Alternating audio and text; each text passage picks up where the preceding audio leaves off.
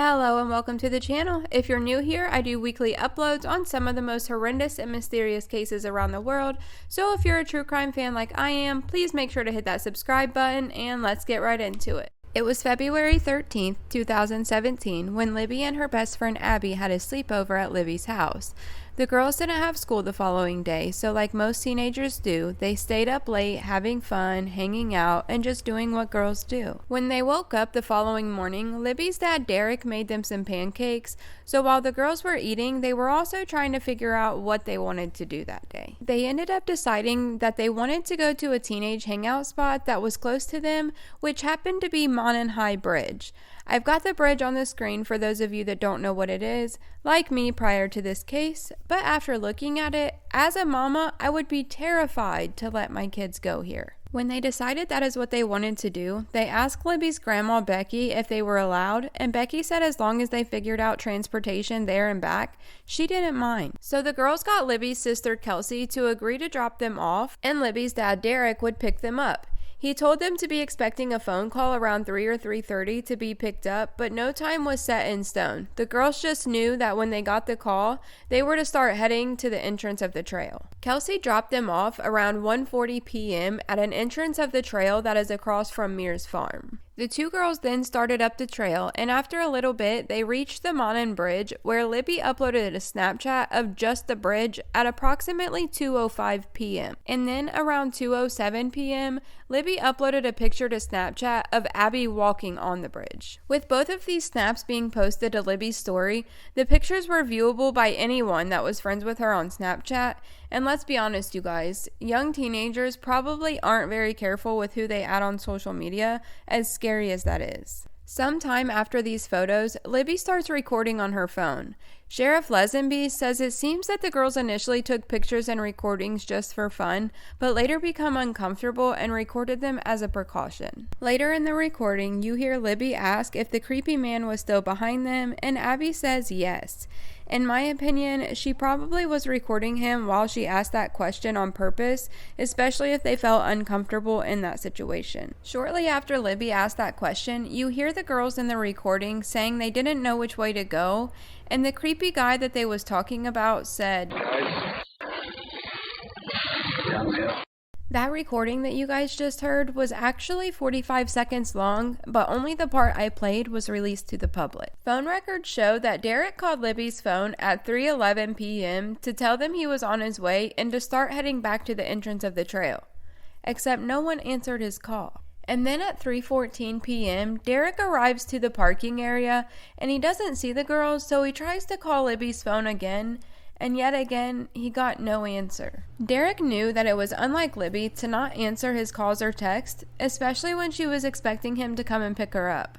That's when Derek decided to get out of the car and walk the trails to look for them. Around 3:15 p.m., Derek was walking up to the intersection of the trails, where he seen a guy in a flannel shirt coming up on the intersection as well, except he was coming from the 501 trail. He stopped the guy and asked him if he happened to see the two girls up there, and the guy said actually there were a couple on the bridge, but they look like they're too old to be the girls you're looking for. Because the guy in the flannel shirt didn't see the girls on the 501 trail, Derek started walking the trail that leads directly to the creek edge called the 505 trail. Around 3:30 p.m., Derek returns back to the trail intersection.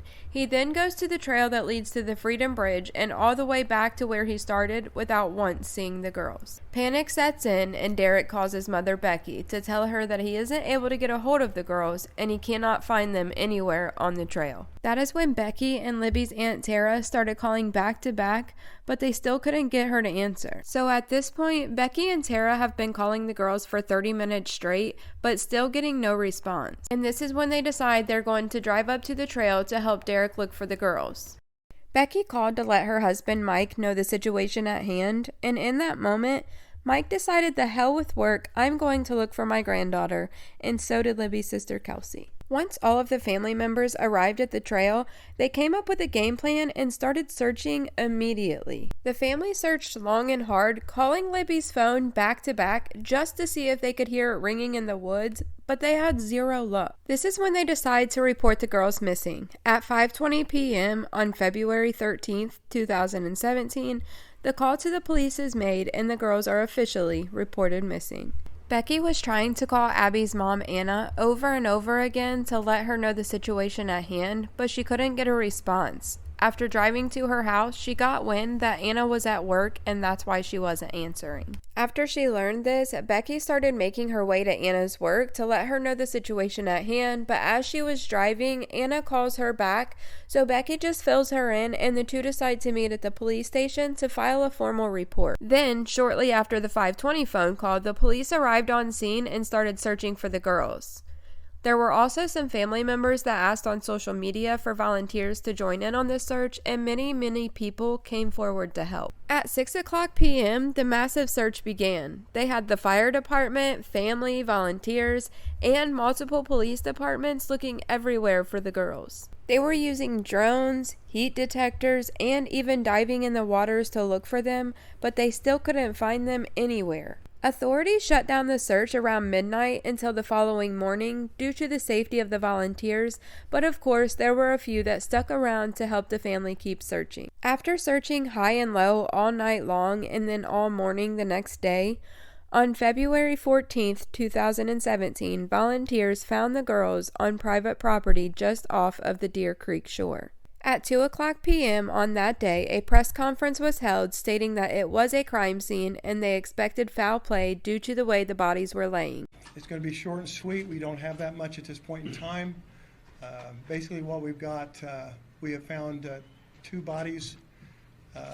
Is that the Sugar Creek? Deer Creek, sorry. In Deer Creek, about a mile east of town. We are investigating this as a crime scene. We suspect foul play. We have not made positive identification of the two bodies, so we're not going to be releasing any information on them at this point in time.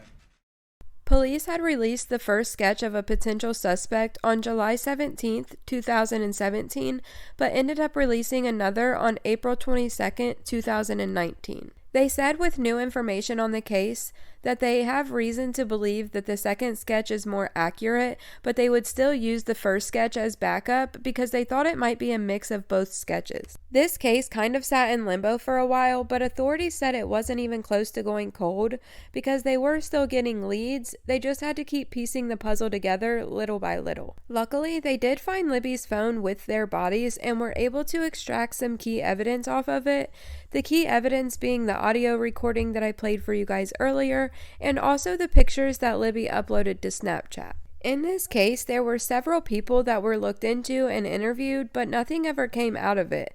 A couple of their names were Ron Logan, who was the property owner of the land the girls were found on, and also a guy by the name of Keegan Klein, who was the owner of a fake social media account that had been talking to Libby prior to this incident, and he also ended up going on trial for 130 counts of child pornography. I don't know if you guys have ever heard this, but I've always heard the saying, some are sicker than others, and that's the saying that plays repeatedly through my head when I read about some parts in these cases. But anyways, this leads us to the end of October, beginning of November, when Richard Allen's property that he owned with his wife Kathy was searched. The neighbors said that they really focused on the fire pit and in the backyard, but was taking photos everywhere with lots of flashlights. No one knows what they found because they're not releasing a lot of information, but 10 days after the search, Richard Allen was arrested and charged with the murders of Libby and Abby. Neighbors say that Allen being arrested for the most heinous murders was the furthest thing from their mind. Everyone knew Richard because he worked at CVS, which was the only drugstore in that town, but everyone said he was quiet and always kept to himself. I'm not sure if it'll stay this way, but for right now, whatever evidence they have against Allen is sealed so that they don't jeopardize the integrity of their investigation. There is a jail phone call that was recorded of an inmate talking about how Richard has been treated since being in jail, and I will play a portion of that for you guys now. Yeah, they were actually, they told him the other day, they said, hey, we need you to clean out this observation cell. Clean it out really good. And then he was like, what's going on? Like, man, something's up. Like, everybody's acting all weird. So he cleaned out, he scrubbed this observation room. It's a suicide room. It's on camera. And like 30 officers come in, like state police, the sheriffs, all of them, and they brought in they brought him, Richard Allen, in there, in an observation cell. No shit. Yeah, so he's on suicide watch. He's on camera. And they are not allowed to bring him food or nothing. The COs bring him the food, but they walk by him, and he's basically been asleep for 3 days. He don't do nothing. He sleeps. And everybody on the ranges are yelling at him, saying, "You're not safe anywhere, bitch. We're going to kill your ass." And they're just hollering at him 24/7. No shit. And he's laying there acting like he's sleeping the whole time since he's been here for like 3 days.